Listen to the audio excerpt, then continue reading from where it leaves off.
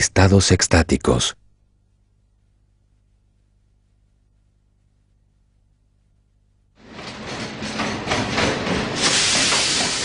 La India, 1.000 millones de personas. Una enorme variedad de culturas e idiomas, tradiciones y costumbres. Sin embargo, ignorado por muchos, incluso por aquellos que viven aquí, el núcleo de la herencia de esta increíble tierra tiene un objetivo, un propósito específico. La intensidad de las enseñanzas, los caminos espirituales, la lengua sánscrita, las escuelas filosóficas han sido cuidadosa y deliberadamente diseñadas para brindarle al pueblo los secretos para vivir en los estados de conciencia más elevados y extáticos conocidos por la raza humana. Una sociedad cuyos seres más supremos no concentran sus vidas en el mundo material de las hipotecas, los matrimonios ni los automóviles, sino que se concentran en el universo que existe en sus cuerpos, en las más profundas e inexploradas capas de la mente. Muchos de los que habitan esta amplia y extraordinaria tierra buscan estos estados de diversos modos. Toman votos, realizan rituales, se someten a prácticas que parecen extrañas e inusuales para aquellos que desconocen su propósito. El objetivo de estos pocos exploradores del inconsciente es unirse directamente con la fuerza vital y acceder a los reinos secretos de la dicha y la energía pura. Como una gota que fluye nuevamente al océano y finalmente se une a él, ellos también intentan unirse con la vida y convertirse en la inteligencia pura que activa al universo. Algunos lo logran, otros no. Una realidad impresionante, eterna e infinita, se abre a la exploración para todos aquellos que realizan el viaje. Experiencias que superan lo normal, a tal punto que carecen de definición y descripción. Lo que ellos describen es un campo implícito de conciencia activa que contiene a todo el universo material. Todas las galaxias, las estrellas, los planetas y lo que existe en ellos, también existe dentro de este intacto campo de la conciencia. Así como existen innumerables formas de vida marina en un océano, todas las variedades de forma de vida de este universo también existen dentro de la conciencia. La máxima experiencia para un ser humano vivo es unir su conciencia individual con esta conciencia absoluta y así poder convertirse en el océano de vida más que en una gota individual que existe dentro de la vida.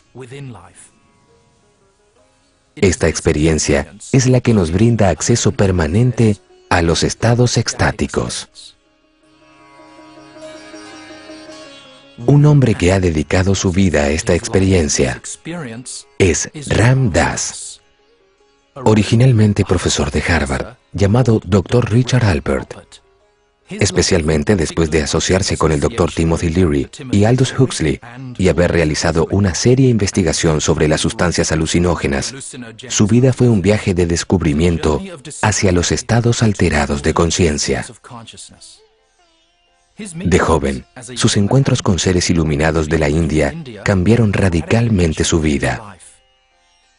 Estas personas iluminadas habían logrado, a través de la meditación, unir sus conciencias individuales con todo el campo de la conciencia. Vivían en niveles de experiencia distintos a los de la persona común. Tenían poderes y conocimiento de los reinos más elevados y vivían en estados que los llenaban de un éxtasis que superaba todo aquello que la vida normal pudiera ofrecer. Yo era psicólogo. Hice mi doctorado en la Universidad de Stanford, en la que fui profesor. Luego lo fui en la Universidad de Harvard durante varios años. En los 60 me interesé por los químicos que alteran la mente, que cambian la forma en que uno piensa. Ya que era un estudioso de la mente, me interesaba mucho saber cómo era que la química de la mente afectaba la forma en que uno piensa y ve al mundo. Por lo tanto, comencé a experimentar yo mismo con algunas de esas plantas antiguas que habían sido usadas por los curanderos y por los profetas en varias tradiciones religiosas a través del tiempo. Las probé para ver qué podía aprender acerca de mi propia mente. ¿Usó químicos de origen vegetal? Sí, de hecho eran llamadas teonacatl o la carne de los dioses. Es un hongo. Cuando dice que fueron usadas por miles de años, ¿significa que estaban permitidas? ¿Eran algo que la sociedad podía usar libremente? Es difícil saberlo, ya que no hay demasiados registros de ello, pero es a lo que llamamos los misterios eleusinos, por ejemplo, o los misterios antiguos. Empleaban algunas de estas plantas para alterar la conciencia en grandes grupos de personas dentro de la estructura social. Pero extrañamente se ha escrito muy poco sobre ello. Quizás si muchas personas las utilizaban, esto haya influido sobre la sociedad. Yo creo que sí. Creo que las utilizaban en un marco religioso más que en un marco político, social.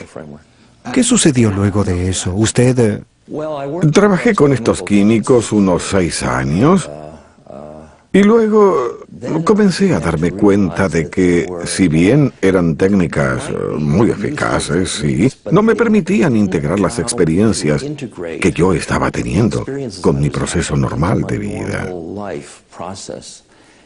Y sentí que tenía mucho más por aprender. Hazli, quien era parte de nuestra comunidad, nos enseñó el libro tibetano de los muertos, que era un antiguo texto tibetano para ayudar a las personas a retener la conciencia en el proceso de la muerte. Y eso me llevó a... Una vez que tuve todas estas experiencias internas, los modelos psicológicos occidentales que yo enseñaba en Harvard ya no explicaban qué eran mis propias experiencias internas. qué clase de experiencias internas tuvo? Tenía experiencias en las que la mente conceptual estaba siendo anulada.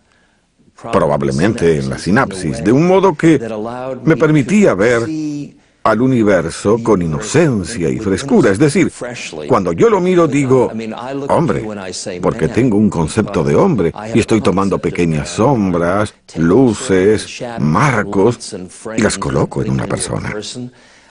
Todo esto lo hago con la mente, no tengo idea de lo que pueda haber allí afuera. Todo lo que sé es que mi mente conceptual se proyecta hacia afuera y constantemente selecciona un infinito conjunto de estímulos que nos rodean. De modo que para anular esas cosas conceptuales y volver a ver con inocencia, sin rótulos, ya que cuando vamos por la calle y vemos un árbol, una parte de nuestra mente dice árbol, lo rotulamos para poder tener control. Y al deshacernos de esos rótulos o anularlos, en cierto modo vemos cuántos somos. Cualquier estructura que tengamos para observar el mundo queda empobrecida una vez que vemos más allá de ello. Así que fui a Oriente, a la India, Pakistán, Irán y todos esos sitios, y a que allí había muchos mapas. Eran mapas muy antiguos, libros. El Mahabharata, cosas por el estilo, el Bhagavad Gita en la India, eran libros en los que se describían estos estados internos de un modo en que la psicología occidental no lo hacía. ¿En estos escritos antiguos describían las mismas experiencias que estaba teniendo usted? Oh, sí, eran extraordinarios. Una vez, días después de haber tenido una sesión con los hongos, estuve con Aldous leyendo el libro tibetano de los muertos. Y recuerdo haber leído un pasaje que describía la experiencia que yo había tenido 2 noches atrás, a la cual en ese momento yo había catalogado como inefable o indescriptible, ya que mi mente conceptual de Occidente no había organizado al universo como para lograr explicar esas cosas. Y ese texto de 2500 años de antigüedad describía perfectamente lo que yo había experimentado 2 noches antes. Vaya, es increíble estas experiencias que tuvo. ¿Fueron únicamente utilizando los hongos? ¿O también usó otros químicos? Utilicé toda clase de lo que llamamos psicodélicos o químicos que alteran la mente. Había peyote, que era usado por los indios americanos. Sí, también el llamado mescalina. Había algunas LSD-25, toda clase de letras, DMT, ayahuasca, ibogaine, yaje. En ese momento yo estaba interesado en... Intentábamos articular la forma en que el marco de la mente y el marco del ambiente, sumados a la naturaleza del químico, interactuaban entre sí para brindar diferentes clases de experiencias. Intentábamos trazar un mapa del terreno. ¿Tuvieron éxito? Bien, no creo que haya éxito. Creo que es un proceso en el cual hay más sofisticación de la que había, pero afortunadamente hay una gran parte que continúa siendo un misterio. ¿Qué es lo que impide que las personas sean capaces de experimentar estas cosas de modo natural durante su vida cotidiana? Bien, lo que les impide hacerlo en la vida cotidiana es su modelo de quiénes son y de lo que es posible. Es interesante, todos experimentamos este tipo de cosas todo el tiempo. Es el estado natural de nuestra mente. Aprendimos una estrategia para ver el universo y a nuestras propias experiencias que hace que los ingredientes de nuestra conciencia, que son exactamente de lo que se trata esta sabiduría mística, sean irrelevantes. Pero la descartamos, la rechazamos, la consideramos un error o irrelevante. ¿Está siempre allí y es accesible? Así es para todos y eso es lo más extraño. Sucede, por ejemplo, cuando vamos al cine y la película es tan fascinante que cuando encienden las luces no sabemos a dónde estamos. Tras un momento decimos, sí, estoy en el cine. Este podría ser un ejemplo. Estamos en un lugar y luego regresamos. O cuando decimos, no sé en qué estaba pensando, o mi mente se puso en blanco. No tenemos los recursos para jugar con estos lugares, ya que cuando nuestra conciencia está alterada, una de las reacciones más comunes es decir, conozco esto, me resulta muy familiar, estoy aquí todo el tiempo, pero simplemente no sé. ¿Qué puede hacer una persona común y corriente que nunca experimentó una alteración en la conciencia para lograr abrirse un poco a algún estado no ordinario? Debo corregir su concepto. Una persona que nunca experimentó estas cosas siendo consciente de ello...